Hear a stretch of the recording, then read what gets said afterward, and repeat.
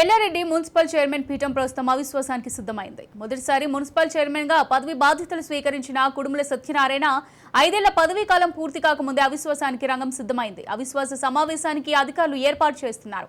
ఇటీవల కాలంలో బీఆర్ఎస్ ను వీడి అధికార కాంగ్రెస్ లో చేరారు. దీంతో మిగతా కౌన్సిలర్లు చైర్మన్ పై అవిశ్వాసానికి అవకాశం కల్పించాలని కోరుతూ గత నెల 24న జిల్లా కలెక్టర్ జితేష్ పాటిల్ ను కలిసి అవిశ్వాసం నోటీసులు అందజేశారు. దీంతో జిల్లా కలెక్టర్ ఆదేశాల మేరకు ఇవాళ మున్సిపల్ చైర్మన్ పై అవిశ్వాసం పెట్టేందుకు ప్రత్యేక సమావేశాన్ని నిర్వహించనున్నారు.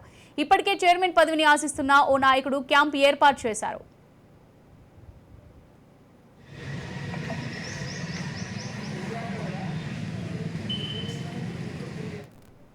చైర్మన్ కుడుముల సత్యనారాయణపై మాజీ ఎమ్మెల్యే జాజాల సురేందర్ కౌన్సిలర్లు ఆగ్రహంగా ఉండడంతో ఈ అవిశ్వాసం నెగ్గడం ఖాయమని పలువురు భావిస్తున్నారు.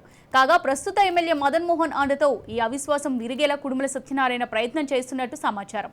ఇందులో భాగంగా హైకోర్టుకు మున్సిపల్ చైర్మన్ వెళ్లినా లాభం లేకుండా పోయింది.